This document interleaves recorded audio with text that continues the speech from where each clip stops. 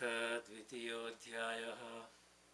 संजय उवाच तं तथा कृपयाविष्टम् अश्रुपूर्णाकुलेक्षणं विषीदन्तं विदं वाक्यम् उवाच मधुसूदन। संजय बोले, इस प्रकार करुणा से व्याप्त और आंसुओं से पूर्ण और व्याकुल नेत्रों वाले शोक युक्त उस अर्जुन के प्रति भगवान मधुसूदन ने ये वचन कहे। तो अर्जुन करुणा से, या जिसको कहे, वो व्याकुल हो गया है। दृष्ट्वेवं स्वजनम कृष्ण युयुत्सम समुपस्थितम सिदन्ति मम गात्राणि मुखम च परिशुष्यति वे पुथश्च शरीरे में रोमहर्षस्य जायते गांडीव संस्रदे हस्तात् त्वक्चैव परिदह्यते न च शक्नोमि अधिष्ठातुं भ्रमतीव च मे मनः।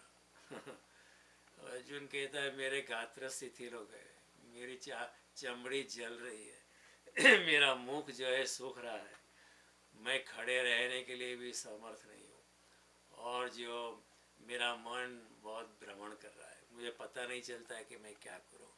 तो अर्जुन बड़ा शोक से व्याप्त हो चुका था, और उसका मूल कारण आसक्ति थी, क्योंकि सामने उसके रिश्तेदार हैं। भूतकाल में भी अर्जुन ने बड़े युद्ध किए हैं, लेकिन उसको कभी ऐसा नहीं हुआ था।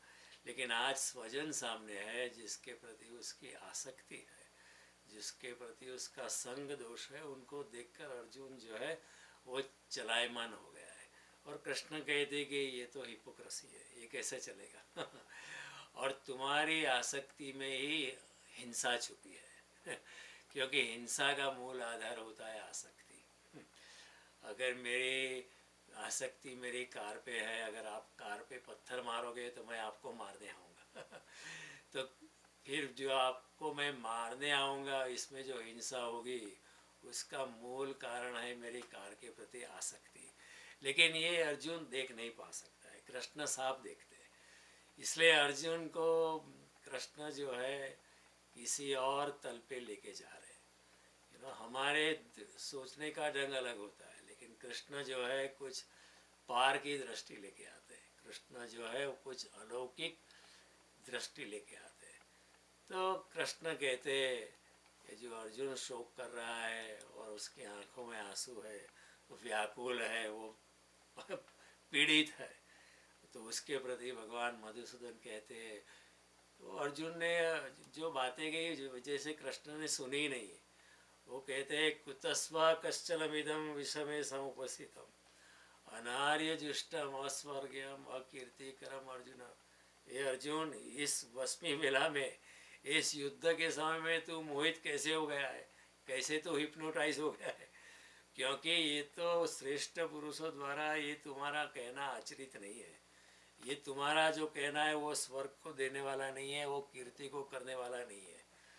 क्लेब्यमास्मग प्रार्थ न एतत् उपपद्यते क्षुद्रम हृदय दौर्बल्यम त्यक्त्वा उत्तिष्ठ परम तप। कृष्ण कहते हैं, अर्जुन, एक कायरता को प्राप्त मत हो। एक किसी क्षत्रिय को कहना कि कायरता को प्राप्त क्यों होता है, उसका बड़ा अपमान है। क्षत्रिय को आप अगर कहो कि तू कायर हो गया है, लेकिन कृष्ण जो है उसकी नस पकड़ते हैं, उसके जो मनोवैज्ञानिक जिसका जो आधार है अर्जुन का जो चलित होने का, उसके ऊपर ही चोट करते हैं कि अर्जुन, ये तो कायरता है, ये कोई तुम्हारा धर्म नहीं है। तू बड़ी बड़ी पंडितों जैसी बात करता है, लेकिन ये धर्म नहीं है, सच्चा धर्म तो अलग है, मैं तुझे बताने वाला हूँ। अर्जुन, तो कायरता को मत प्राप्त हो, ये तुझे उचित नहीं लगता है, तुम्हारे लिए ये योग्य नहीं है।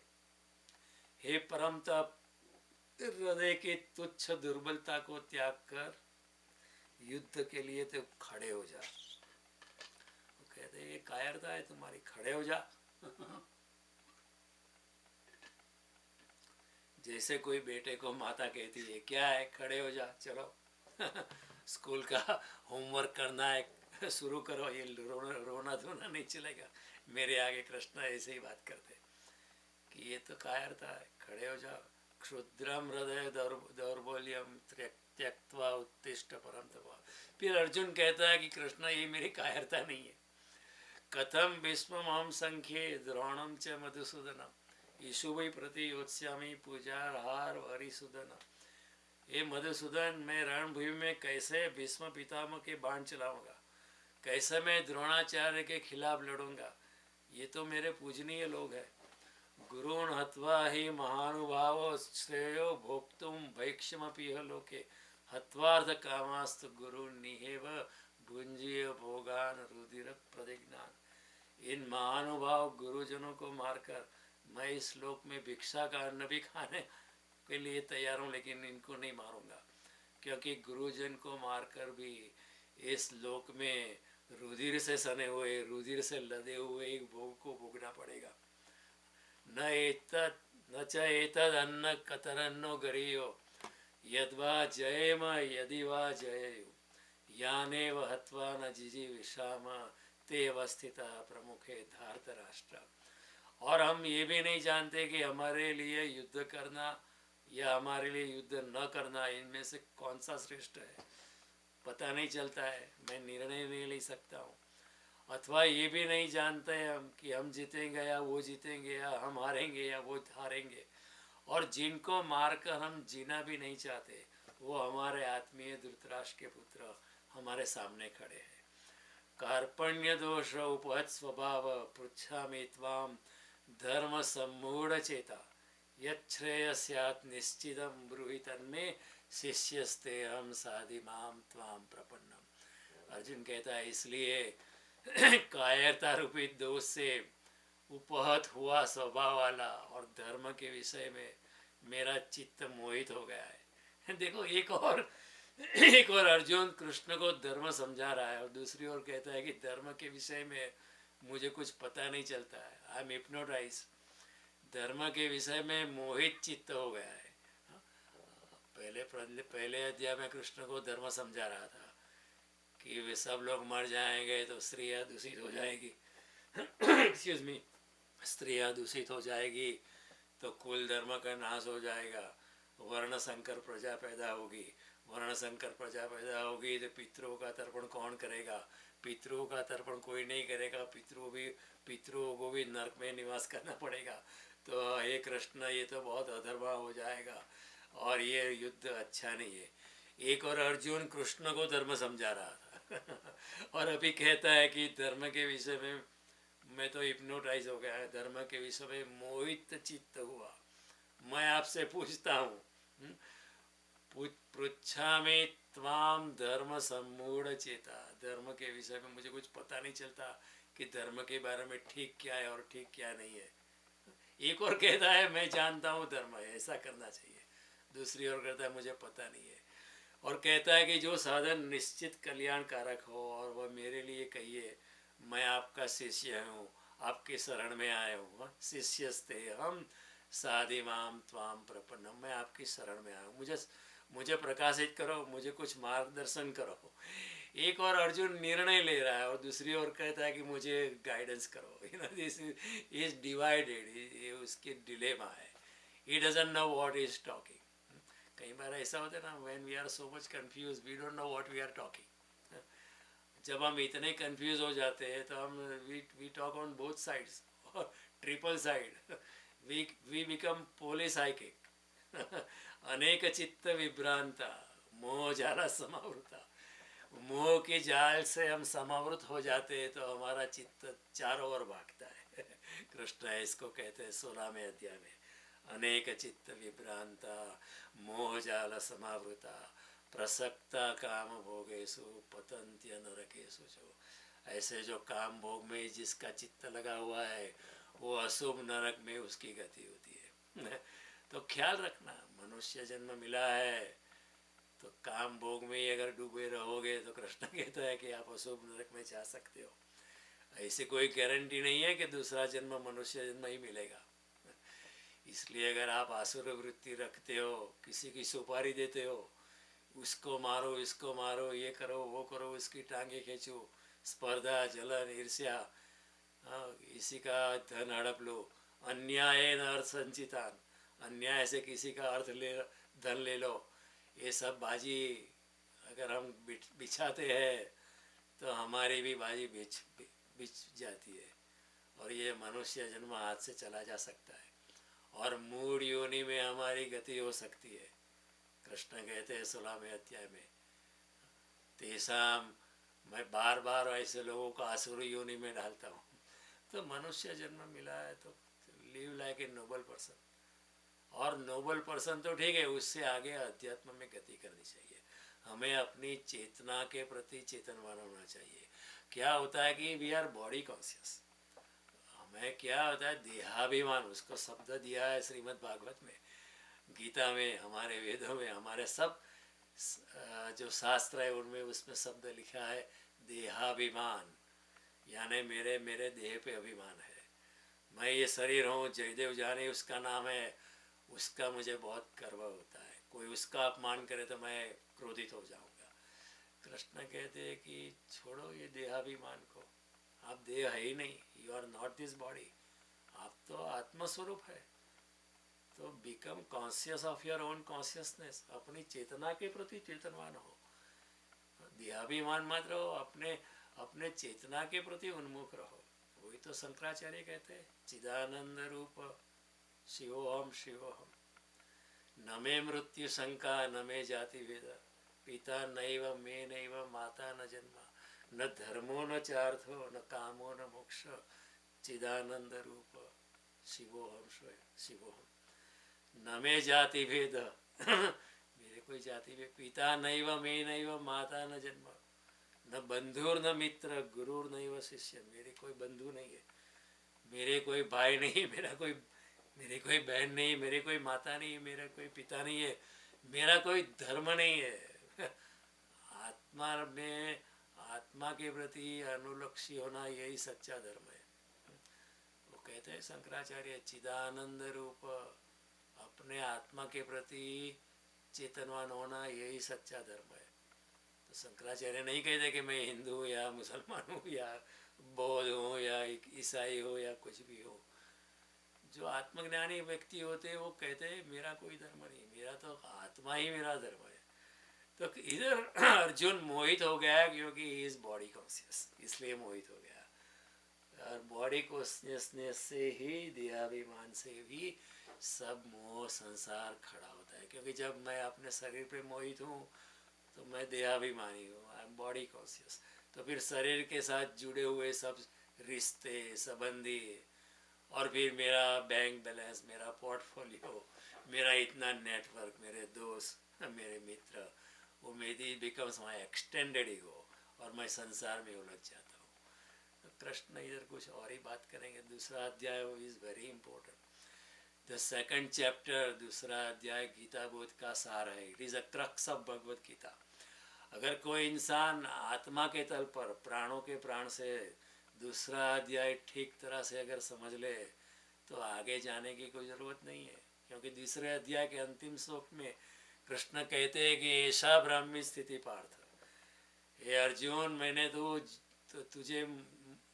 जो तुझे समझाया है, अगर वो तू ठीक तरह से समझेगा, उसको तू अपने आप में समाविष्ट करेगा, उसके साथ अलाइन हो जाएगा, तो ये तू ब्रह्म की स्थिति में पहुंच जाएगा। ऐसा ब्राह्मी स्थिति पार्थ नैनम प्राप्य विमोहयति, ऐसी स्थिति प्राप्त करने के बाद तू मोह में कभी नहीं जाएगा।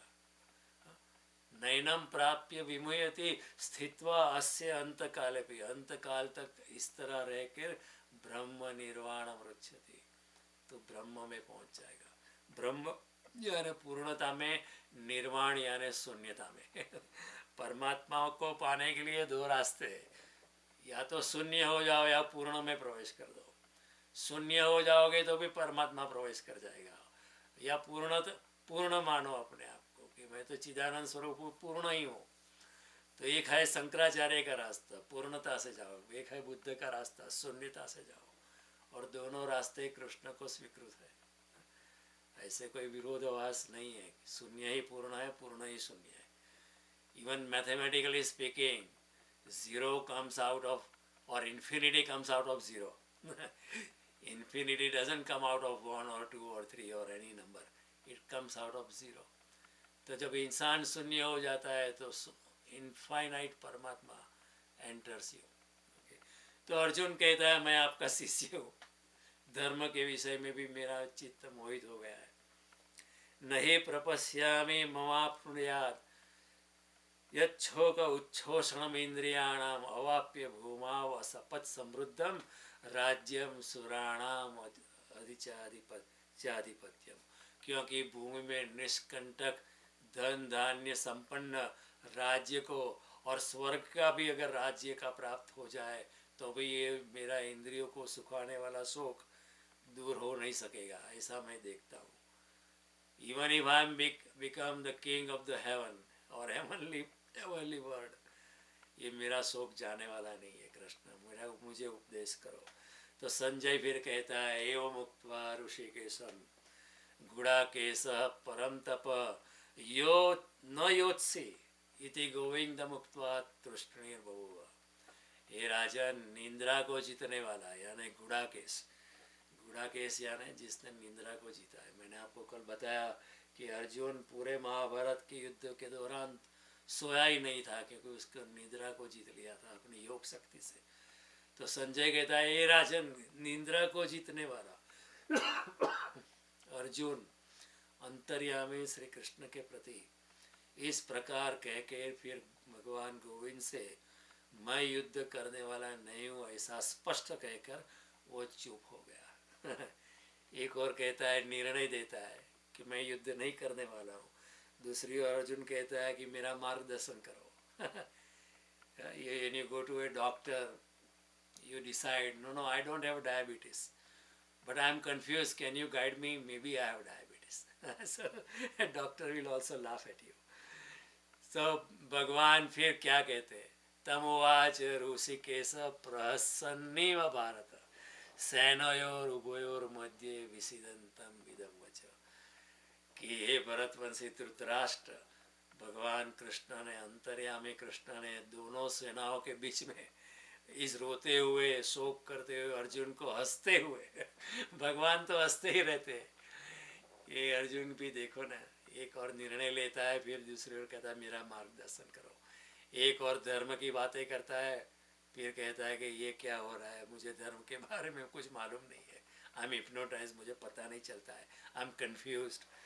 तो हंसते हुए भगवान ने अर्जुन को कहा असोच्यानन्व सोचत्वम प्रज्ञावादांश भाषसे गतासुना गतासुश्च नानु सोचन्ति पंडिता. अब ऐसा समझो कि गीता की सच्ची शुरुआत हो रही है.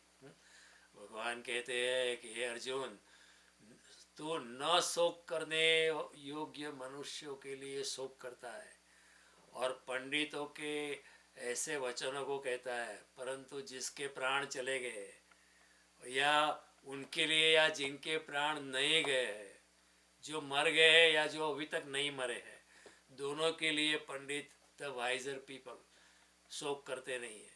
They never worry about such things. मौत तो आती है, जो मरता है वो जन्म लेता है, वो तो सब होता रहता है. ये सागर की लहरें की तरह है, लहरें उठती है सागर में विलीन हो जाती, लेकिन सागर कभी मरता नहीं है, सागर वही का वही है. उसी तरह देह उठती है इस संसार में, मैनिफेस्ट होती है. आत्मा जो है देह के स्वरूप से मैनिफेस्ट होता है, एक्सप्रेस्ड होता है और फिर मर जाता है, लेकिन आत्मा कभी नहीं मरता है. तो कृष्ण बहुत बड़ी बात कहते हैं. और फिर कृष्ण जो है ये बहुत ऊंचाई की बात करते हैं. ध्यान से सुनना.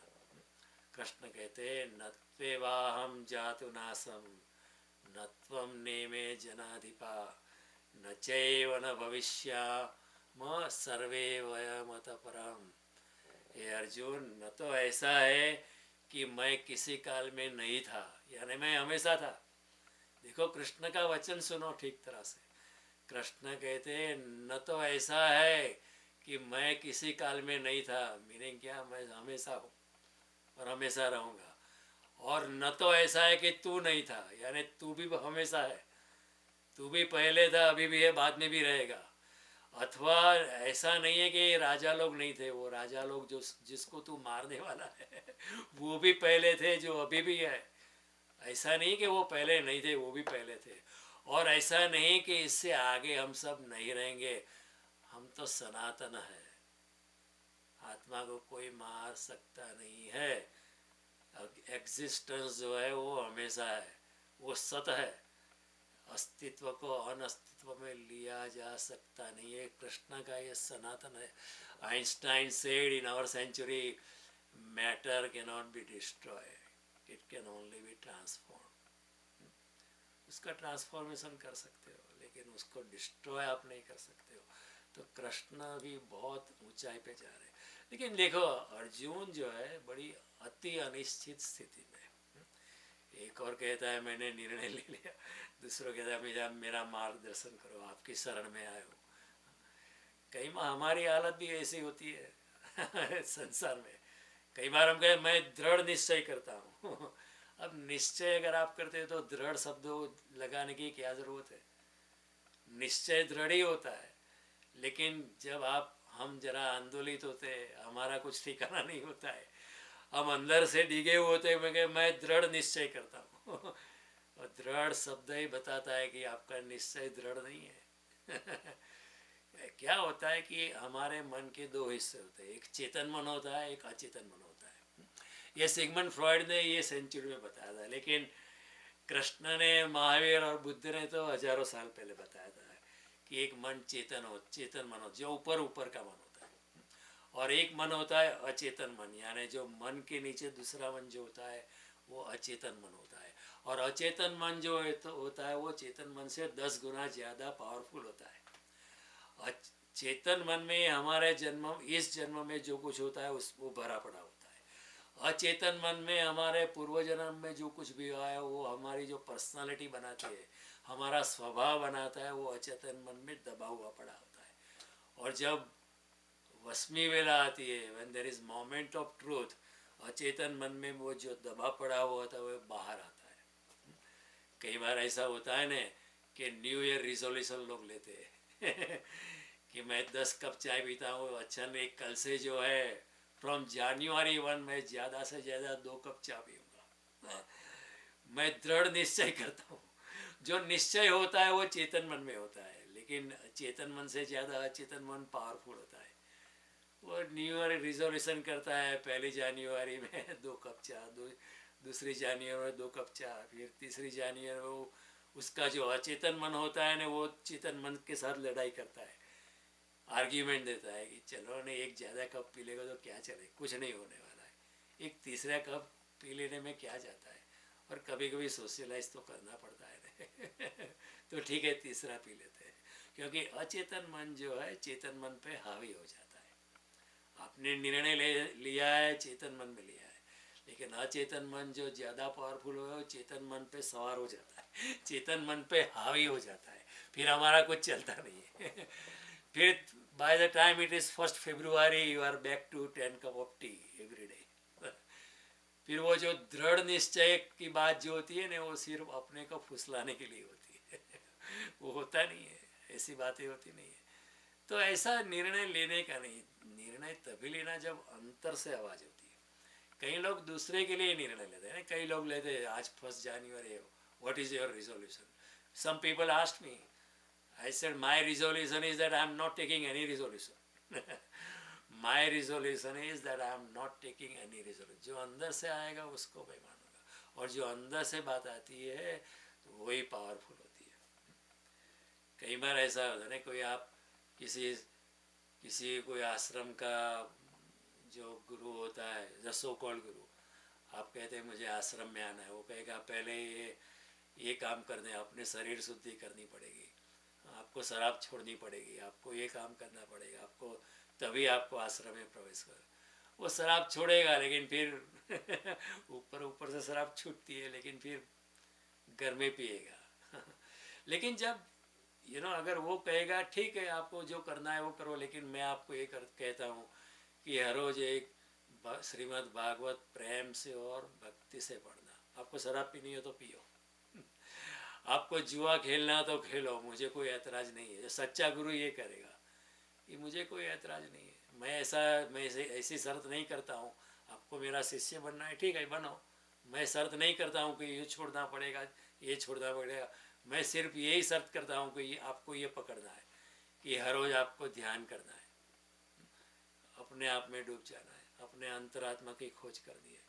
हर रोज़ आपको श्रीमद् भागवत का एक चैप्टर पढ़ना है प्यार से।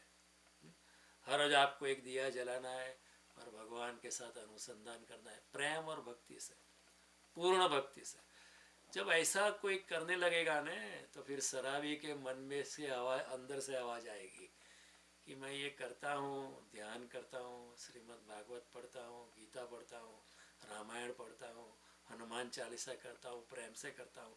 एक दिन आंतरिक परिवर्तन होता है, अंदर से आवाज़ आती है कि ये शराब पीना ठीक नहीं है, it is not compatible with what I am doing. और जब अंतर से ऐसी आवाज़ आती है तो शराब अपने आप छूट जाती है।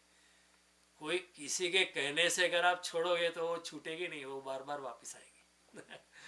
किसी के कहने से आप स्मोकिंग छोड़ दे तो कुछ छूटती नहीं है, वापस आ जाएंगे। क्योंकि मन तो ऐसा है नहीं, अर्जुन खुद कहता है गीता में, चंचलमी मन कृष्ण प्रमाथि बलवद्र। मेरा मन बहुत प्रमाथी है, बहुत पावरफुल, उसके आगे मेरा कुछ चलता नहीं है। कृष्ण भी कहते हैं जवाब में कि असंशय में महाबाहो मनो दुर्निग्रहश्चलम। अर्जुन तेरी बात ठीक है, मन को काबू करना बहुत मुश्किल है, लेकिन है तरीका मन को काबू करने का। कैसे? अभ्यास है न तो कौन्तेय वैराग्य न च गुह्यते। अभ्यास और वैराग्य से। और अभ्यास और वैराग्य कैसे आता है? जब हमारी आंखें खुलती है तब, जब हमें पता चलता है, कोई किसी के कहने से नहीं, मैं कहूँ या कोई और कहे उससे नहीं, जब we are convinced our self कि ये संसार में कुछ नहीं है, બધા ધુમાડાના બાચકા છે। संसार व्यर्थ है किसी के कहने से, लेकिन जब अंदर से आवाज़ आती है तब सब कुछ अपने आप छूटने लगता है, किसी के कहने से नहीं। तो मैं एक गुरु को, उसने कहा कि मैं किसी को कुछ भी छोड़ने के लिए कहता नहीं, मैं एक बात पकड़ाता हूँ, आप ध्यान करो, दिन में 3 बार ध्यान करो और 1 घंटा ध्यान करो।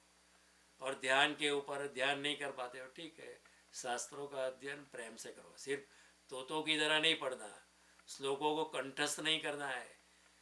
चाहे 1 साल में 1 ही श्लोक करो, लेकिन ठीक तरह से करो, उसको अंतर ध्यान करो।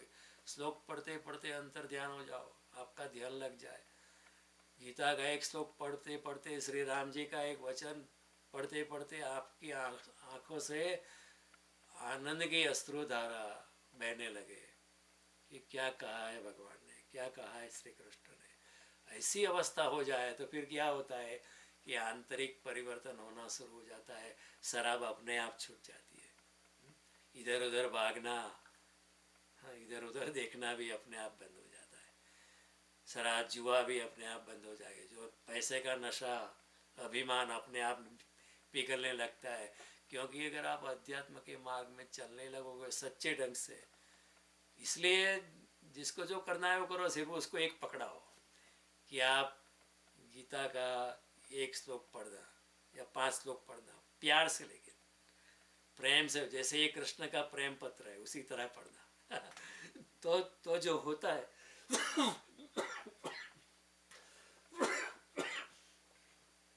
तो फिर अंतर से आवाज आती है, किसी के कहने से नहीं। The wisdom comes from within, उसको आप थोप नहीं सकते हो। इसलिए छोटे बच्चे पे थोपना नहीं है, उसको बहुत थोड़ी सी डिसिप्लिन करनी पड़ती है, लेकिन बहुत ज़्यादा डिसिप्लिन मत करो, वो बच्चा बिगड़ जाता है बहुत ज़्यादा डिसिप्लिन से। हाँ, उसको थोड़ा सा डिसिप्लिन करो, उसको चैनल करो, उसको मार्गदर्शन करो, उसको समझाओ, वो खुद समझेगा तो अपने आप करने लगेगा। उसी तरह अपना है हम भी बच्चे जैसे हैं, ज़बरदस्ती में शराब छोड़ रहा हूँ, चाय छोड़ रहा हूँ, ये छोड़ रहा हूँ, ठीक है, इतनी ज़बरदस्ती मत करो। आज छोड़ दोगे, कल फिर से आप चाय पीने लगोगे या सिगरेट पीने लगोगे, आदत जाएगी नहीं। क्योंकि अचेतन मन जो है आपको परास्त करेगा। जब आप निर्णय लेते हो तब अचेतन मन हंसता है कि अभी तुम निर्णय लो, बाद में आपका कुछ नहीं चलने वाला है, क्योंकि अचेतन मन बहुत पावरफुल होता है। महावीर स्वामी ने भी उसकी बात की है, कृष्ण ने भी उसकी बात की है, बुद्ध ने भी बात की है, और इस सदी में सिगमंड फ्रॉइड ने, एडलर ने, जो बड़े बड़े मनोवैज्ञानिक हुए, उन्होंने भी अचेतन मन की बात की। अचेतन मन में बहुत अगर किसी को हिप्नोटाइज करोगे ना तो उसके अचेतन मन में जो है वो बोलने लगेगा लेकिन हिप्नोटाइज करना पड़ता है, उसकी भी एक तरकीबें होती है। कई लोग कहते हैं मैं मर जाऊंगा लेकिन नहीं आऊँगा लेकिन वो जरूर आएगा और मरेगा भी नहीं तो ये जो बातें होती है, अर्जुन द्विधा में, अर्जुन की हालत ऐसी है। हम अर्जुन जो है हमारा प्रतीक है, हम भी वैसे, हम भी कोई ऊपर पहुंचे हुए लोग नहीं है।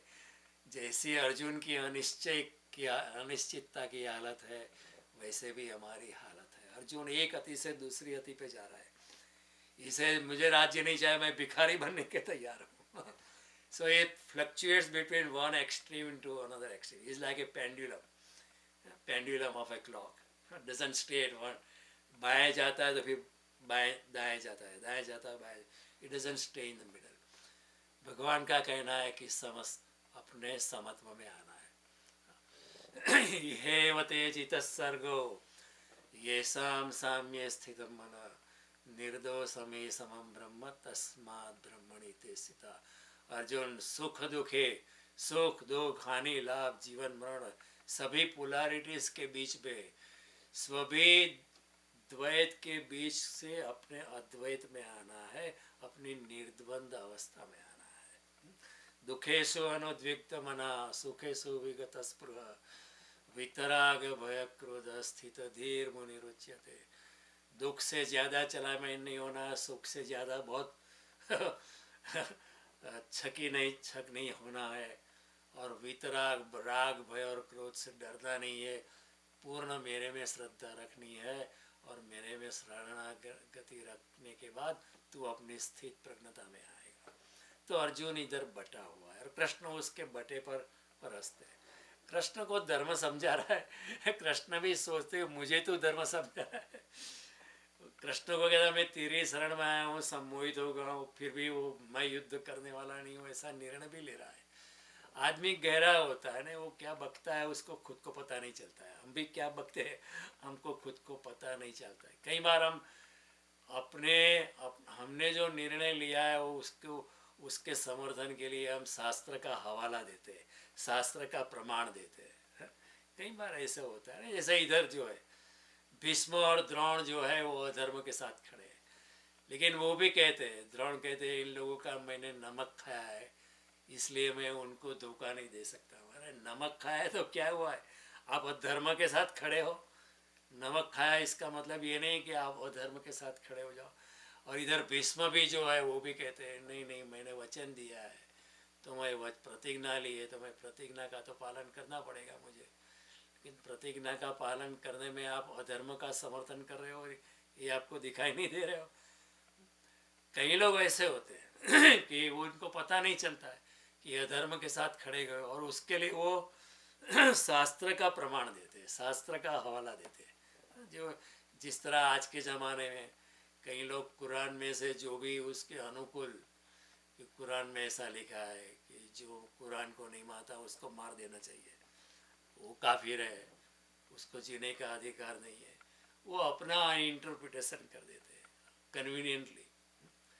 कई लोग ऐसा करते हैं। कई बार शैतान भी शास्त्र का हवाला देता है कि शास्त्र में ऐसा लिखा है। वो अर्जुन इधर कृष्ण को धर्म समझा रहा है हम भी वैसे ही है हम कोई अलग नहीं है। अगर कृष्ण साक्षात मौजूद हो जाए और कृष्ण में कुछ सच्ची बात कहे जो हमारे अनुकूल नहीं है, तो हम भी गीता में से एक श्लोक कृष्ण को कहेंगे कि देखो कृष्ण, गीता में ऐसा कहा है, आपकी बात I can not agree with you, Gita में ही ऐसा कहा था आपने हम कृष्ण को ही गीता की बात समझाने लगेंगे। कृष्ण हंसेंगे ना, फिर जिस तरह अर्जुन पे हंसते हैं उस तरह कृष्ण हमारे पे भी हंसेंगे। धर्म पिता को आप धर्म समझा रहे हो, जैसे आप मुरारी बापू को रामायण समझा रहे हो, जैसे डोंगरे जी को आप भागवत समझा रहे हो, कृष्ण को गीता समझा रहे हो, आइंस्टाइन को फिजिक्स समझा रहे हो। कृष्ण तो कहते हैं वेदेश्च सर्वेश्च अहमेव वेद्यो, सभी वेदों में जानने योग्य मैं ही हूँ। वेदेश्च सर्वेश्च अहमेव वेद्यो वेदांत कृत वेद विदेव चाहम।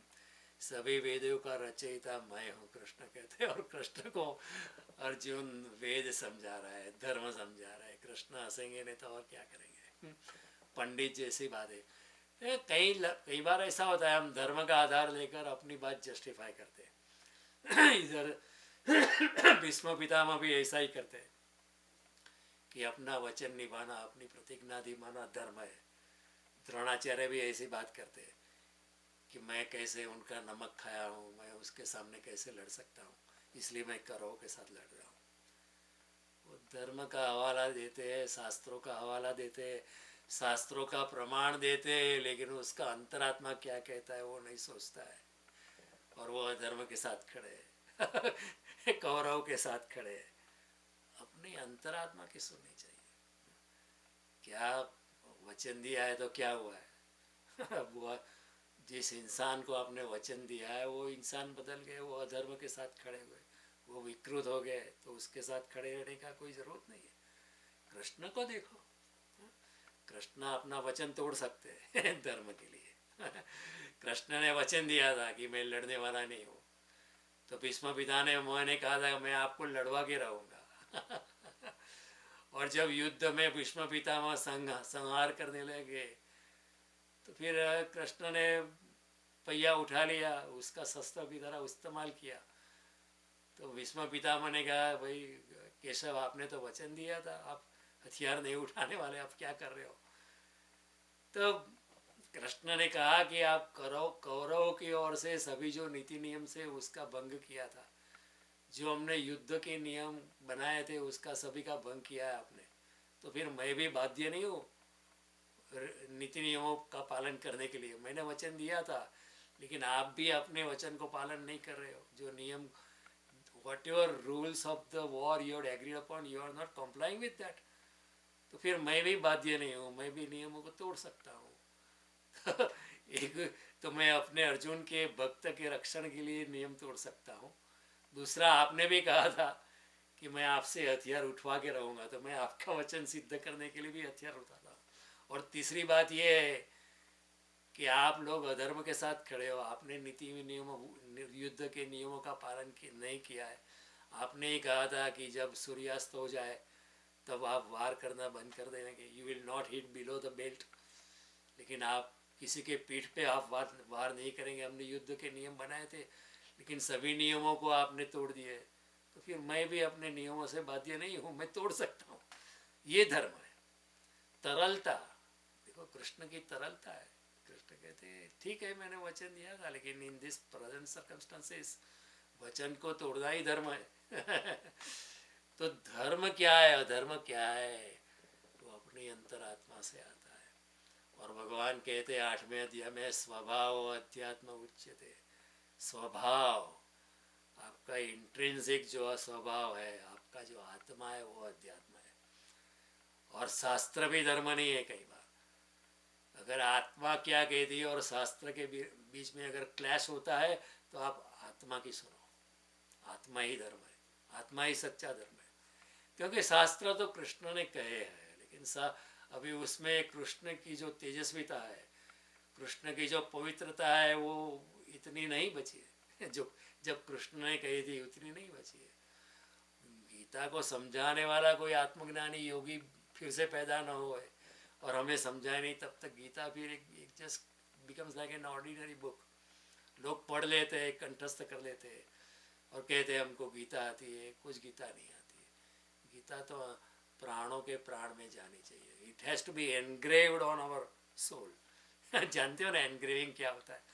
इंडिया में बर्तन खरीदने जाते हैं ना, तो फिर नाम लिखवाते हैं ना, वाइफ का नाम लिखा जाता है उसमें, हस्बैंड का नाम नहीं लिखा जाता है।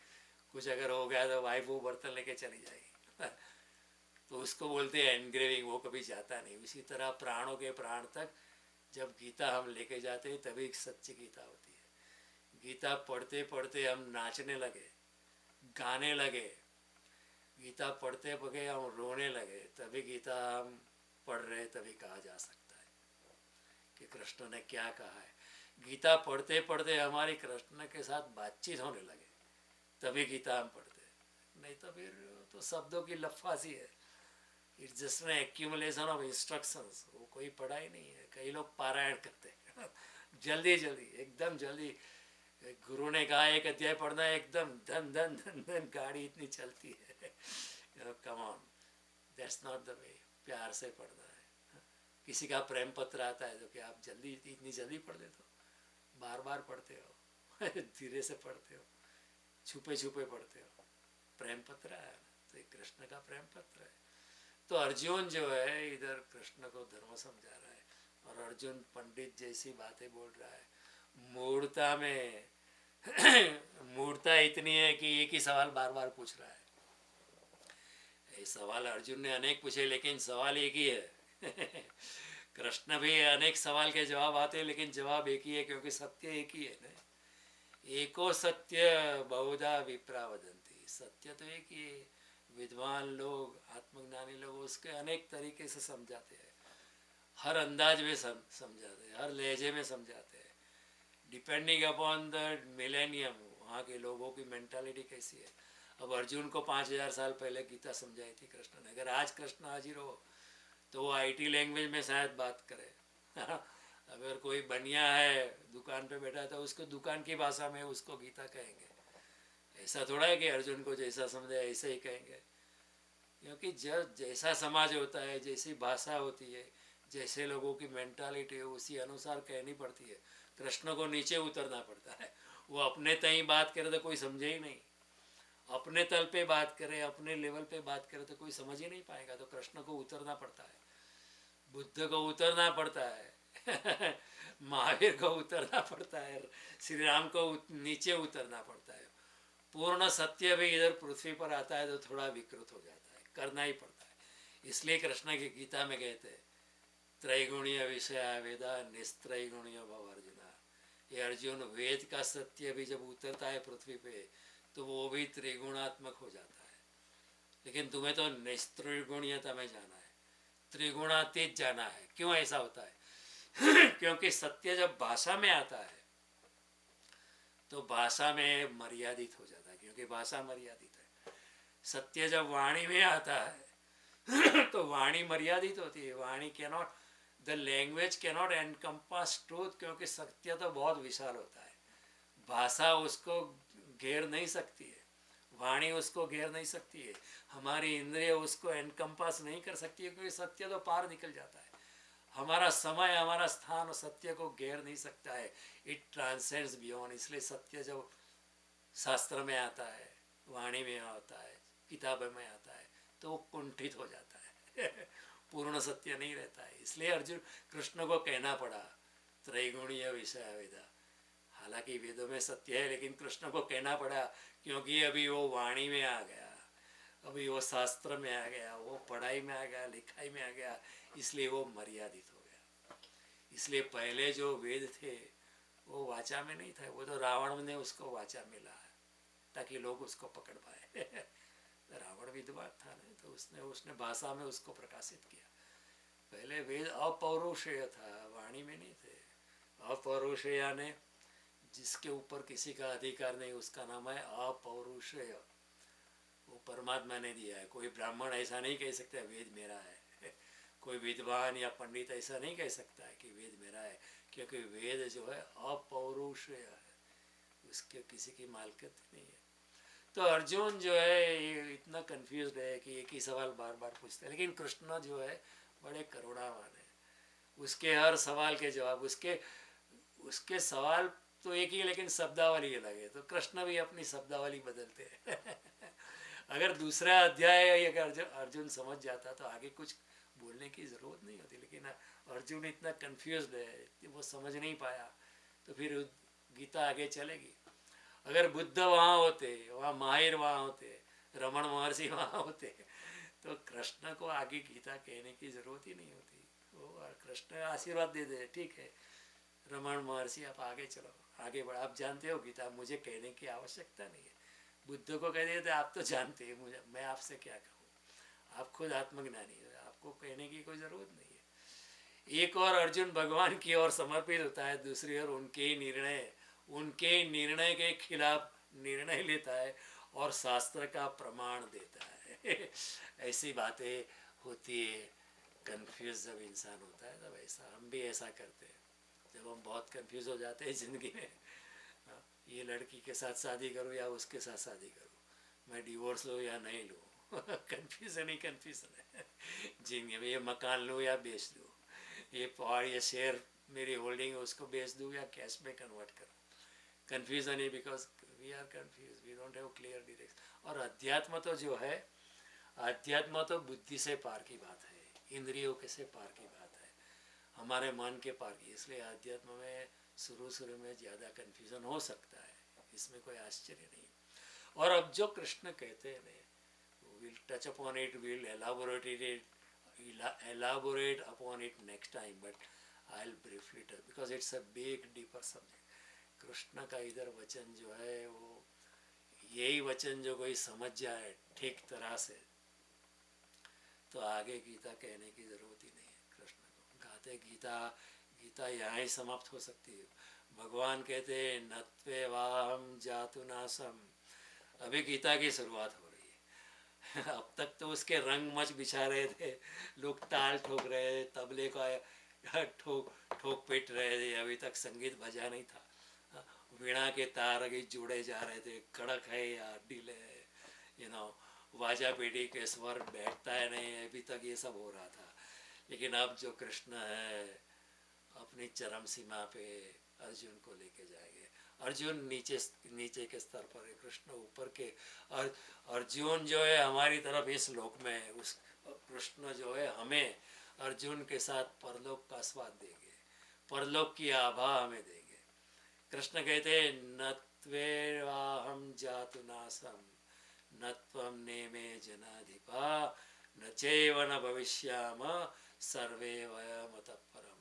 हे अर्जुन, न तो ऐसा ही है कि मैं किस काल में नहीं था, यानी कि मैं हमेशा हूँ और हमेशा रहता हूँ, आज भी हूँ, पहले भी था, बाद में रहूँगा। ऐसा भी नहीं है कि तू नहीं था, यानी तू भी पहले था, अभी भी है, बाद में भी रहेगा। ऐसा भी नहीं कि ये राजा लोग भी नहीं थे, ये राजा लोग भी पहले कोई और स्वरूप में थे, कहीं और देह में थे। और ऐसा भी नहीं कि बाद में नहीं रहेंगे। ऐसा ही है कि इसके आगे न, ऐसा है कि इसके आगे हम सब नहीं रहेंगे, यानी कि वह हमेशा है, हमेशा अभी भी है, भूतकाल में भी थे और अभी भी रहेंगे। कोई इधर मरता नहीं, इधर कोई मर नहीं सकता है। कृष्ण एक दूसरी वैज्ञानिक बात कहते हैं जो अभी 20वीं सदी ने आइंस्टाइन ने की कि matter can not be destroyed, it can only be transform. अस्तित्व जो है, पंच महाभूत जो है, उसको अनअस्तित्व में नहीं ले जा सकता, केवल रूपांतरण हो सकता है। आज का विज्ञान भी इससे सहमत है कृष्ण की बात के, लेकिन विज्ञान अभी कहता है, कृष्ण ने 5000 साल पहले और वेदों ने तो कई हजारों साल पहले बात की है कि अस्तित्व को अनअस्तित्व में लिया नहीं जा सकता। You cannot destroy matter, you can only transform it.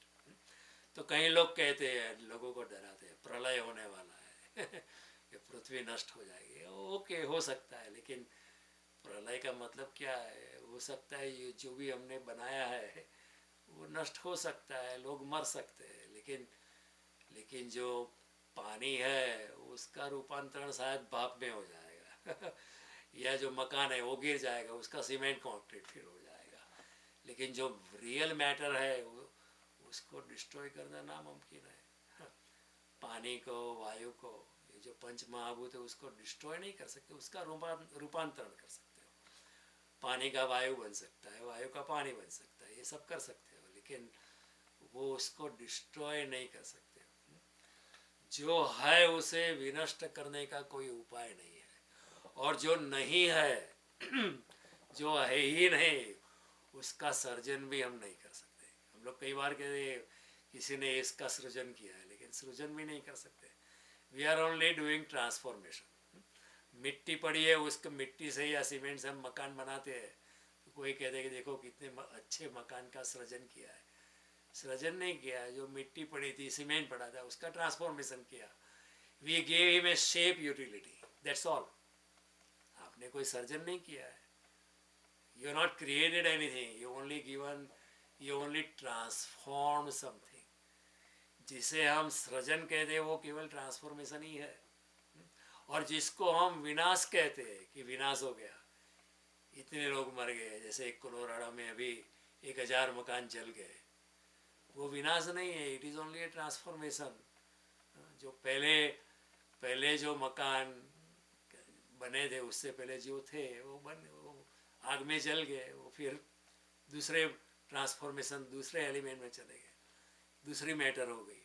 वो मकान का एक शेप था, वो गिर गया, उसका डिस्ट्रक्शन नहीं हुआ है। वो जो मकान का जो मैटर है वो वही का वही है। Matter can not be destroyed. So Krishna कहते कि अस्तित्व का विनाश संभव नहीं है, उसका सर्जन भी संभव नहीं है। दोनों बात है, ये बात ठीक तरह से समझ लेना। ये जो अस्तित्व है, ये विनाश हो सकता है, प्रलय हो सकता है, लेकिन प्रलय के क्या बात क्या होगा? ये जमीन तो रहेगी। जो 108 एलिमेंट है, विज्ञान ने जो बताया है, पंच महाभूत है, उसके सब डिवीजन करोगे 108 एलिमेंट होते हैं, वो सब रहेगा, उसका ट्रांसफॉर्मेशन होएगा ना, उसके और कुछ नहीं। उसको डिस्ट्रॉय तो कोई नहीं कर सकता। पृथ्वी और ढंग की हो जाएगी। मान लो कि इधर न्यूक्लियर वार हो गई, सब कुछ विनष्ट हो गया, सब लोग मर गए, सब मकान डिस्ट्रॉय हो गए, आईफिल टावर चला गया, लेकिन चला गया यानी विनाश नहीं होगा, उसका रूपांतरण हो गया। आईफिल टावर की मेटल फिर से मेटल हो गई, और कुछ नहीं हुआ। तो यहाँ सृजन भी संभव नहीं है, सृजन केवल ट्रांसफॉर्मेशन है। कोई बहुत अच्छा बड़ा मकान बताया था, तो वो is not creation, it is only transformation of one matter into another matter, that's all. हमें अच्छा लगता है because it has created some utility for us, उसका हम उपयोग कर सकते हैं, इसलिए हमको लगता है सृजन हुआ, लेकिन सृजन नहीं हुआ है, ट्रांसफॉर्मेशन ही हुआ है। तो यहाँ विनाश भी संभव नहीं है, सृजन भी संभव नहीं है। तो अर्जुन को कृष्ण यही कहते हैं कि ये जो अस्तित्व है उसका तो विनाश भी नहीं है, सृजन भी नहीं। तो अर्जुन तो क्यों रोता है? तो ये मरेगा ऐसा, तो ये लोग मर जाएंगे, ऐसा कुछ नहीं है। कृष्ण कहते कि ऐसा नहीं कि पहले मैं नहीं था, मैं पहले भी था। ये देखो, जीसस ने एक बार कहा कि मैंने ये अब्राहम को बताया था। अब लोगों ने, जीसस के शिष्यों ने पूछा कि अब्राहम तो आपसे हजारों साल पहले हो गए, आपने उनको कैसे बताया? तो जीसस ने कहा बिफोर अब्राहम आई वॉज। ऐसा नहीं था कि नहीं हूँ कि मैं अभी हूँ, पहले भी था, मैं कभी नहीं मरा हूँ। कृष्ण ने भी ऐसा कहा है गीता में। जब कृष्ण ने 4थे अध्याय की शुरुआत में कहा कि इमं विवस्वते योगम प्रोक्तवान अव्ययम विवस्वान मनवे प्राह मनुरेश्वा कवे ब्रवीत एवं परंपरा प्राप्त। अर्जुन, भगवान ने कहा कि पहले भी मैंने योग कहा है अर्जुन, जो मैं तुझे कहने वाला हूँ, ये योग जो है गीता का योग है, मैंने पहले कहा था, मनु ने फिर इसको कहा, इसने इसको कहा, ये चलती आ रही है गाड़ी। और वो काल के अंतर से ये थोड़ा सा लुप्त प्राय हो गया, इसलिए मैं तुमसे फिर से कह रहा हूँ, भक्तों से मैं सखा चेती रहस्य में उत्तम। तू मेरा भक्त है, मित्र है, इसलिए मैं तुमको फिर से ये योग कह रहा हूँ। लेकिन यही योग जो है, गीता का ये ज्ञान जो है, मैंने पहले सूर्यदेव को कहा था, सूर्यदेव ने मनु को कहा, मनु ने इसको कहा, इसने उसको कहा, इस तरह परंपरा से ये ज्ञान बढ़ता रहता था। लेकिन अभी बहुत काल हो गया है, इसलिए ये जो ज्ञान है थोड़ा लुप्त प्राय हो गया है, इसलिए मैं उसको फिर से सजीवन करता हूँ और इसको मैं तुझे कहता हूँ, क्योंकि तू मेरा भक्त है, तू मेरा मित्र है, इसलिए कहता हूँ। तो अर्जुन क्या कहता है? अर्जुन वही बात कहता है जो जीसस के शिष्यों ने जीसस को पूछी थी कि आप कैसे थे, अब्राहम तो पहले हो चुका। तो अर्जुन पूछता है अपरम भवतो जन्म परम जन्म विवस्वत। ये विवस्वान मनो या सूर्यदेव का जन्म तो बहुत हजारों साल पहले हुआ, और आपका जन्म तो अभी का हुआ है, आपने कैसे कहा था? अपरम भवतो जन्म परम जन्म विवस्वत। कथम एतद् विजानीयाम त्वम आदौ प्रोक्तवान, कि मैं कैसे जानूं कृष्ण कि आपने पहले कही होगी। एक तरह से कृष्ण को डाउट करता है अर्जुन कि आप तो अभी जन्म हुआ, आपका जन्म तो अभी हुआ है, आपने कैसे कही कही होगी ये बात। तो कृष्ण कहते हैं बहुनी में व्यतीतानि जन्मानि तव चार्जुन, बहुनी में व्यतीतानि जन्मानि तव चार्जुन, तानाम वित्त सर्वाणी नत्तम वेत्थ परम तप। हे अर्जुन, तेरे और मेरे हजारों जन्म हो चुके हैं, उस सबको मैं जानता हूँ लेकिन तू नहीं जानता है। ये तो कृष्ण कहते इधर कि ऐसा नहीं कि मैं पहले न था। देखो श्लोक में क्या कहते हैं कृष्ण, ऐसा नहीं थे कि किसी काल में मैं नहीं था, मैं हमेशा हूँ। और ऐसा भी नहीं कि तू भी नहीं था, तू भी हमेशा है। ऐसा भी नहीं है कि ये राजा लोग नहीं थे, ये राजा लोग भी थे और बाद में भी होंगे। हम सब पहले थे, है और बाद में रहेंगे। तो अर्जुन, तो जो मरने वाला है, जो फिर जन्म लेगा, फिर उठेगा, अभी जो एक्सप्रेस्ड है, जो फिर अनएक्सप्रेस्ड हो जाएंगे और फिर बाद में फिर एक्सप्रेस होंगे, इसके लिए तू क्यों रोता है? कोई मरता है तो हम क्यों रोते हैं? वो उसका फिर से जन्म होगा और फिर से जन्म होगा, बाद में फिर मरेगा, फिर जन्म लेगा, ये तो चलता रहेगा ये तो। लेकिन कोई मरता नहीं है, आत्मा तो कभी मरती नहीं है। तो हम तो शरीर मरण धर्म है, लेकिन आत्मा मरण धर्म नहीं है। आत्मा तो अजर है, अमर है, वो कभी नहीं मरती है। तो यही बात यहाँ कृष्ण समझा रहे थे। ये गीता मैंने पहले भी कही थी तुझको, आई मीन मन विवस्वान मनो को कही थी, सूर्यदेव को कही थी, तो मैं पहले भी था। तो कृष्ण जो है इधर बहुत अलग बात करते हैं। अर्जुन रूप की बात करता है, आकार की बात करता है, कृष्ण अरूप की बात करते हैं। देखो कृष्ण किस दूसरे ऊंचाई की बात करते हैं। अर्जुन जो है हमारी भाषा बोलते हैं और कृष्ण ऐसी भाषा बोलते हैं जो अगर हम समझ पाए तो हमारा सौभाग्य होगा। कृष्ण की भाषा समझने के लिए आंख बंद करनी पड़ती है, केवल कान से नहीं, कृष्ण को पीना पड़ता है। केवल सुनना नहीं चलेगा, प्यार से पीना पड़ेगा कृष्ण के वचन को, कृष्ण के अमृत वचन को पीना पड़ेगा। ये जो है शास्त्र पीने जैसे, सिर्फ पढ़ने से, सिर्फ कंठस्थ करने से काम नहीं चलेगा, प्राणों के प्राण तक उसको ले जाना है। अर्जुन शरीर की बात करता है, कृष्ण शरीरी की बात करता है, शरीरी यानी आत्मा। अर्जुन अभिव्यक्ति की बात करता है, जो अभिव्यक्त हुआ है, आत्मा अभी शरीर के माध्यम से अभिव्यक्त हुआ है। कृष्ण तो अस्तित्व की बात करते हैं, अनएक्सप्रेस्ड की बात करते हैं। अर्जुन मैनिफेस्टेशन की बात करता है, जिसमें शरीर मैनिफेस्ट हुआ है। कृष्ण तो एग्जिस्टेंस की बात करते, दैट विच इज अनमैनिफेस्टेड, आत्मा जो दिखाई नहीं पड़ते। अर्जुन असत की बात करता है, असत यानी जो शरीर है वो मरता है, वो जन्म लेता है, वो सागर की लहर जैसा है, उठती है, मिट जाती है। अर्जुन असत की बात करता है, ये लोग मर जाएंगे, शरीर मर जाएंगे। कृष्ण सत की बात करते हैं, आत्मा सत है, शरीर असत है। हाँ, समझ में आता है? हमारी चेतना जो है वो सत है, वो हमेशा है। शरीर जो है वो असत है, अभी है, कल नहीं होगा, सभी टेम्पररी है इस जगत में। अर्जुन लहर की बात करते हैं, कृष्ण सागर की बात करते हैं, क्योंकि लहर उठती है मिट जाती है, उठती है मिट जाती है। कृष्ण तो सागर की बात कर, जो उठता नहीं है वो शांत रहता है। अर्जुन स्पर्श की बात करता है, पकड़ की बात करता है, आकृति की बात करता है, इंद्रियों की बात करते हैं। कृष्ण तो निराकार की बात करते हैं, अतीन्द्रियता की बात करते हैं, समय से पार होने की बात करते हैं, टाइम एंड स्पेस से पार जाने की बात करता है। कृष्ण कहते हैं सभी ये जो जगत है वहाँ सभी क्षण भंगुर है, परिवर्तित होता है, लेकिन कुछ मरता नहीं है। मैटर भी नहीं मरती है। जब मैं मरूंगा, हमारा शरीर मरेगा, तो शरीर का मैटर डिस्ट्रॉय नहीं होता है, पानी पानी में मिल जाएगा, मिट्टी मिट्टी में जो दूसरे तत्व है दूसरे तत्व में मिल जाएगा। लेकिन शरीर नहीं रहता है, लेकिन उसका जो पदार्थ है वो डिस्ट्रॉय नहीं होता है, वो सिर्फ ट्रांसफॉर्मेशन होता है। और आत्मा तो कभी मरती नहीं है।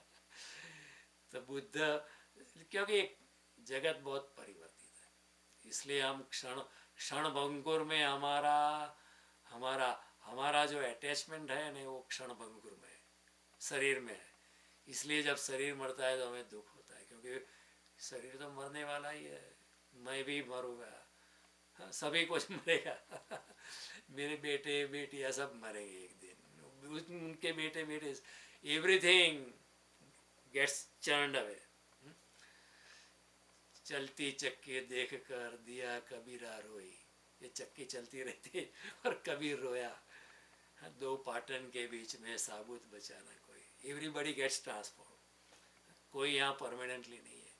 इसलिए कोई भी शरीर के साथ माया जोड़ने की नहीं है, ऐसा ही समझना है। जैसे ही बच्चा जन्म लेता है वैसे ही वो अपने मृत्यु की ओर गति करता है। एक दिन कम हुआ, 2 दिन कम हुआ, 1 साल कम हुआ, 2 साल, 3 साल, 40 साल, now we are 60s and 70s। मृत्यु के करीब आप पहुंचे और कभी भी मर सकते हैं। तो अटैचमेंट नहीं करना, अगर अटैचमेंट करेंगे तो दुख होगा। बुद्ध को एक इंसान मिलने के लिए आया, तो वो मिलने के बाद बहुत प्रभावित हुआ बुद्ध से। तो उसने कहा फिर मैं मिलूँगा आपसे। तो बुद्ध ने कहा कि जब मुलाकात होगी तो तू नहीं होगा और मैं नहीं होगा। तो उसने पूछा कि ये क्या बात है, ये मैं समझा नहीं। बुद्ध ने कहा कि तू भी बदल जाएगा, कल भी अगर मिलेगा तो तू भी बदल जाएगा और मैं भी बदल जाऊंगा, because I am changing every moment, you are also changing every moment. जो दिखाई पड़ता है ना वो होता नहीं है। अगर आप मुझे देख रहे हैं अभी जूम के जरिए, लेकिन मैं बदलता रहता हूँ क्षण, क्योंकि इतने बदलने का प्रोसेस इतना सूक्ष्म है, हमारी आईज जो है उसको कैच नहीं कर पाती। मैं एक वाक्य बोलता हूँ, दूसरे वाक्य में मैं बदल गया हूँ। आप एक वाक्य सुनते हैं, दूसरे वाक्य में सुनते हैं उससे पहले आप भी बदल गए, क्योंकि परिवर्तित होना, शरीर भी बदलता रहता है। संसरति इति संसार, संसार तो सरकता रहता है। कबीर कहता है जगत तरैया भोर की, यानी सुबह का तारा है, अभी गया अभी गया अभी गया अभी गया। तो महावीर स्वामी ने कहा था ये जो संसार है, ये जो शरीर है, it is like a dew drop on the blade of grass. एक घास की पत्ती पर, घास की एक जो पत्ता होता है ना उसके ऊपर जो बूंद होती है, ओस जो होती है, अभी सरका, उससे ज़्यादा माया मत रखना, अटैचमेंट मत रखना। यहाँ सब कुछ चले जाना हो रहा है, एवरीथिंग इज ट्रांसफॉर्मिंग। कबीर की बात मैंने की, सभी बातें ऐसी ही है, कभी लोगों ने की है। कबीर ने दूसरा भी बात की है, मत कर काया का अभिमान, मत कर काया का गुमान, काया जार से काची, काया सो मिट्टी से भी काची है। काया जार से काची, काया जार से काची, जैसे ओश का मोती। जो महावीर स्वामी ने बात की, ऐसी बात कबीर ने अपने शब्दों में कही। काया जार से काची, काया जैसे ओश का मोती। ओश यानी जो जाकड़ बिंदु होता है उसका मोती जैसा है, अभी गया अभी गया अभी गया। जगत तरैया भोर की, कहीं और जगह कृष्ण ने यही कहा। किसी पोएट ने भी कहा है हमारे गुजराती में, काया का पानी नो परपोटो, ये तो घड़ी में था से खोटो। काया पानी नो परपोटो, ये तो घड़ी में था से खोटो, गोविंद गुण गाय लेने मन घेला। This body will go away one day.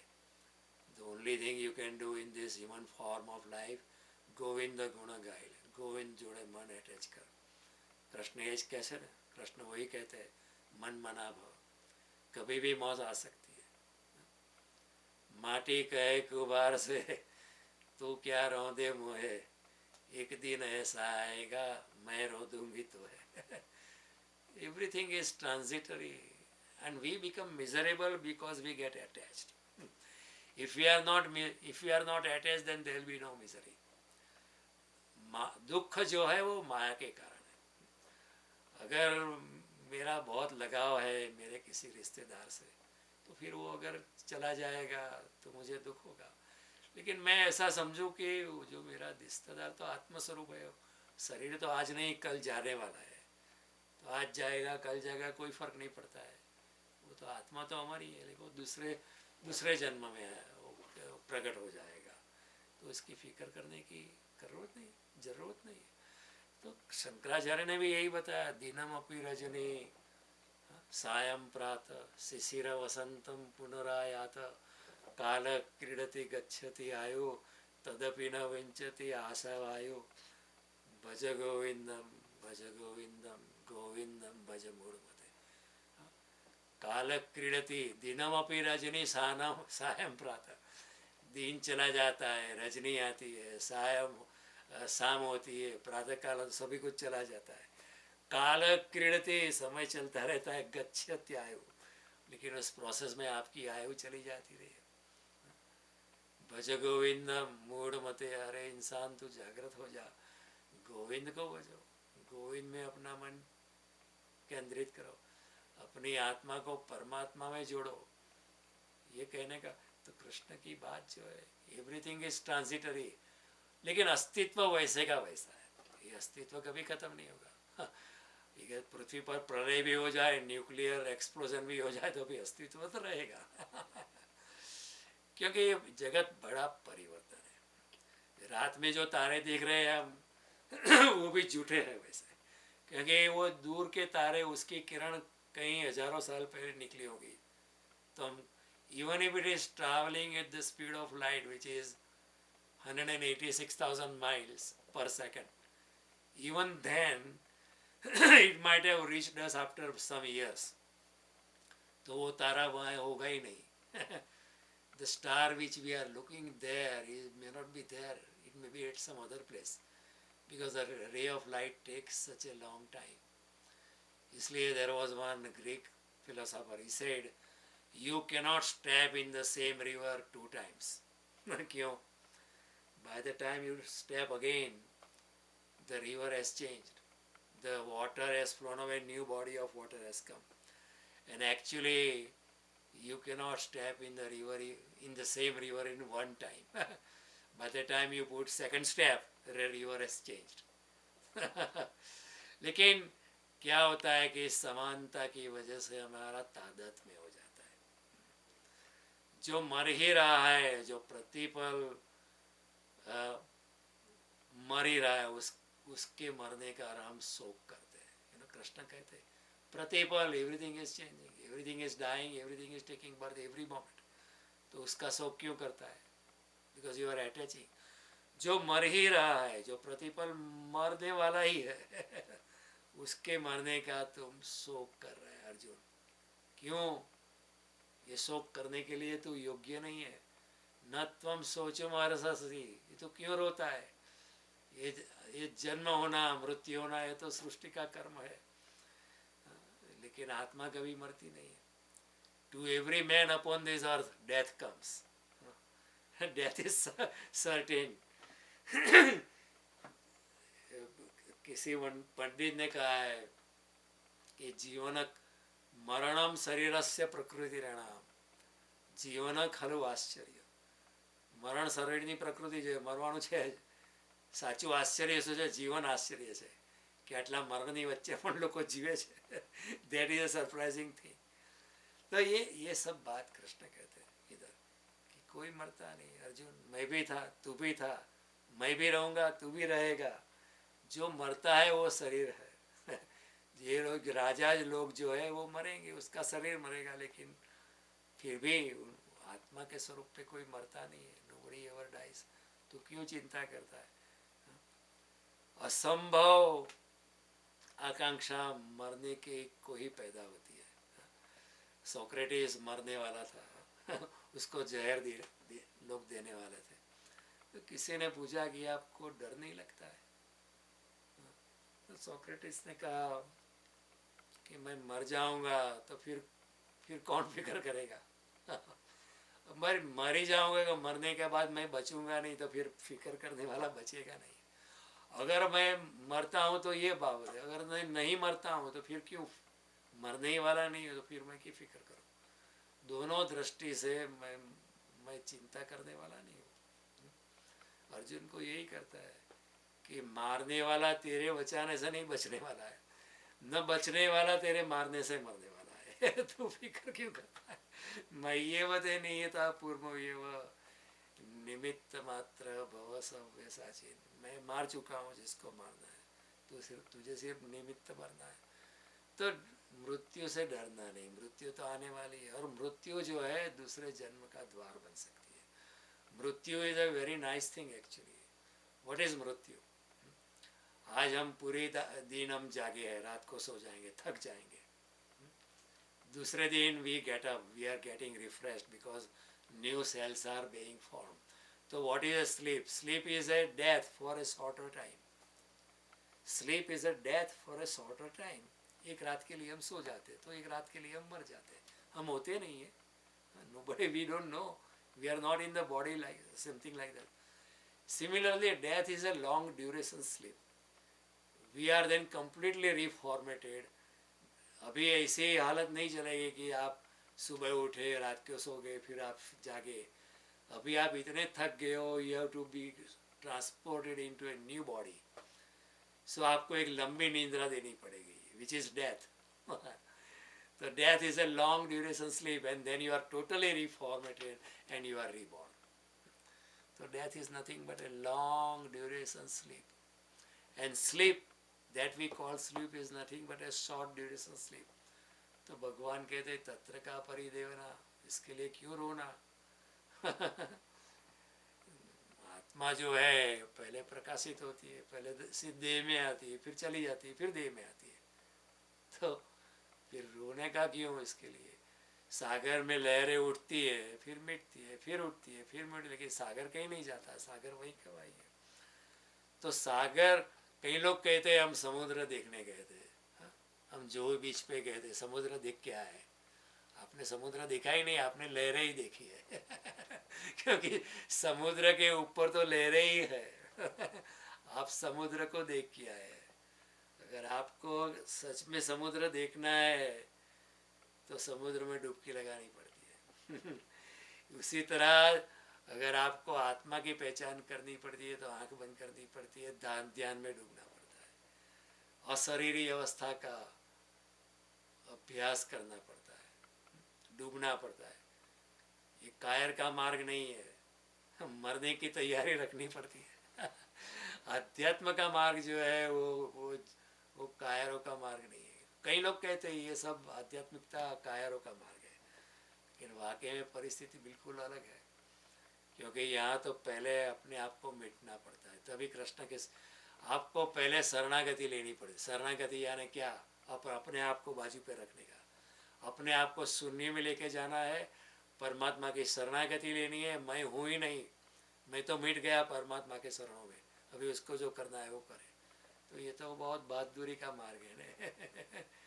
हरिणो मार्ग 6 सुरानो नहीं कायर नो काम जो ने प्रथम पहलू मस्तक मुकी बढ़ती लेવું नाम जो ने पहला माथું સુતવિત દારા શીશ સમર્થ पे તે दा પામે રસ પીવા જો ને સિંધુ મધ્ય મોતી લેવા માઈ પડ્યા मरजीवा जो ने। प्रीतम कवि कल्पना करते हैं कि जिस तरह मरजीवा डाइव लगाते हैं उसी तरह डाइव लगानी पड़ती है। जो किनारा पे जब खड़ा रहता है उसको कुछ नहीं मिलता है। तीरे उभे जुओ तमाशो ती कोड़ी न पामे जो ने माथा साटे मोगी वस्तु सापड़वी नहीं सहल जो ने राम अमल में राता माता। राम के अमल में राता माता हो जाना चाहिए। राम अमल में राता माता पूरा प्रेमी परखे जो ने प्रीतम ना स्वामी नी लीला ते रजनी धन नरके जो है। जिस इंसान ने अपने आप को गवाया है, जिस इंसान ने अपने आप से नाता तोड़ दिया है, शून्य हो गया, परमात्मा के चरणों में विलीन हो गया, ऐसा जो इंसान जो राम अमल में राता माता राम जैसा ही हो गया, अणु अणु में उसके हर अणु में राम व्याप्त हो गया। राम अमल में राता माता पूरा प्रेमी परखे जो है, ऐसा पूरा प्रेमी हो गया भगवान के लिए। प्रीतम ना स्वामी नी लीला, वो प्रीतम कवि मेरे स्वामी श्री कृष्ण की लीला, वो रजनी धन दिन और रात वो कृष्ण की लीला हमेशा देखता रहता है, अनुभव करता रहता है। तो ये तो बहादुरों का मार्ग है। कायरों का मार्ग नहीं है। कृष्ण अर्जुन को वही करता है, ये कायरता को छोड़। वो कहते हैं ना, ये कहाँ से ये कायरता आ गई तेरे, ये तो बहादुरी का मार्ग है, मेरे साथ रहना है, बहादुरी रखने आ गई। इतनी बहादुरी अपने आप को छोड़ना है। तो कृष्ण जो है यहाँ कुछ और ही बात करते हैं। अर्जुन देह की बात करता है, कृष्ण आत्मा की बात करते हैं। अर्जुन आकार की बात करते हैं, कृष्ण निराकार की बात करते हैं। Arjun that which is express की बात करते हैं, Arjun that which is implied की बात करते हैं। अर्जुन मन इंद्रिय बुद्धि की बात करते हैं, कृष्ण इंद्रियातीत अवस्था की बात करते हैं। अर्जुन त्रिगुणात्मक अवस्था की बात करता है, कृष्ण कहते तुझे तो निस्त्रैगुण्य बनना है, ऊपर उठना है। तो गीता तो हमें जीवन में भी काम आती है, लेकिन जीवन के पार जाने के लिए गीता है। जीवन में काम आ सकती है क्योंकि कृष्ण समझा दे क्या खाना चाहिए, क्या नहीं खाना चाहिए, कैसा व्यवहार करना चाहिए, कैसा नहीं करना चाहिए, कैसा मनोविज्ञान, ये सब भगवान समझाते हैं। लेकिन गीता का गंतव्य ये नहीं है, गीता का पर्पज़ ये नहीं है। गीता का पर्पज़ है हमें इस संसार से ऊपर उठाकर परलोक का स्वाद चखाना है। ये सब ऑर्डिनरी मैंगोज लंगड़ो उसके ऊपर उठ के केसर मैंगो का स्वाद भगवान हमें चखाना चाहते हैं। तो अस्तित्व हम उतना ही पकड़ पाते हैं जितना हमारी इंद्रिया होती है, उससे ज़्यादा हम नहीं पकड़ पाते। उतनी ही ज़्यादा स्मेल हम कर सकते हैं जो हमारी नाक पकड़ पाती है, उतना ही हम देख सकते हैं जो हमारी आँख देख सकती, उतना ही हम स्पर्श का आनंद ले सकते हैं जितना हमारी त्वचा स्पर्श करते। लेकिन भगवान तो हमें आगे ले जाना चाहते हैं, क्योंकि ये अस्तित्व जो है ना बहुत गहरा है।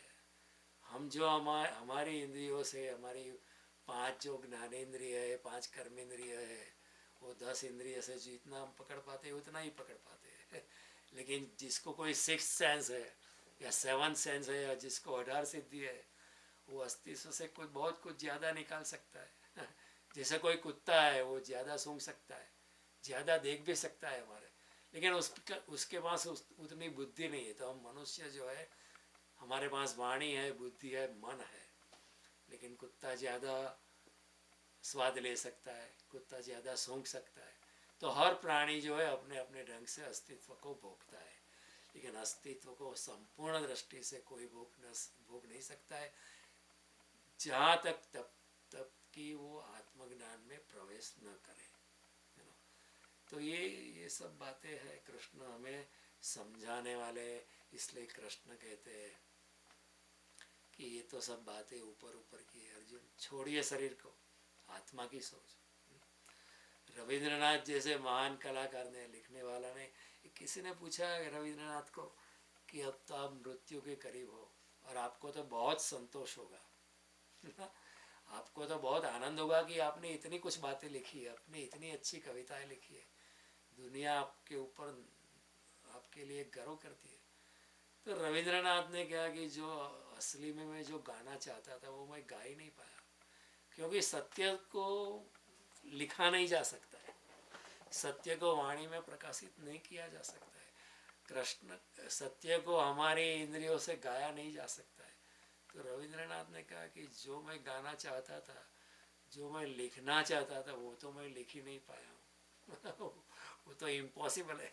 जैसे लाओ से ने कहा, वो आत्मज्ञानी व्यक्ति था चीन में, उसने कहा that which is true can not be said and that which can be said can not be true.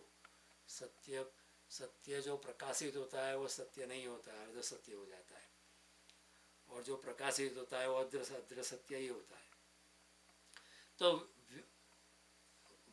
अभिव्यक्ति की सीमा होती है, बंधन होता है, और कृष्ण जो है हमें सभी बंधनों से मुक्त करना चाहेंगे। इसलिए कृष्ण कहते हैं कि अर्जुन, ऐसा नहीं है कि मैं अभी हूँ, पहले नहीं था और बाद में नहीं होऊंगा, और तू भी ऐसा नहीं है कि तू पहले नहीं था, तू भी पहले था, अभी भी है, बाद में भी रही। इसलिए तो रोना बंद कर। अभी कृष्ण की गीता जोर पकड़ती है, तो आप भी बड़े प्यार से, भक्ति से सुनना, मुझे नहीं, कृष्ण को। मैं नहीं बोल रहा हूँ इधर। जो कृष्ण बुलवाते हैं वो मैं बोल रहा हूँ। मैं पूरी बांसुरियों स्वर परमात्मा के, मेरे नहीं है। तो आप आप प्रेम से भक्ति से अगर पढ़ोगे, सुनोगे, इस तरह सुनो जैसे पी रहे हो, सिर्फ सुनना नहीं है, एकात्मकता से सुनो। महावीर स्वामी ने उसको कहा है सम्यक श्रवण।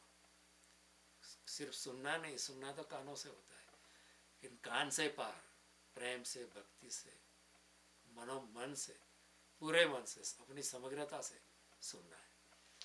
तो आपने इतने प्यार से सुना, प्रेम से सुना, भक्ति से सुना।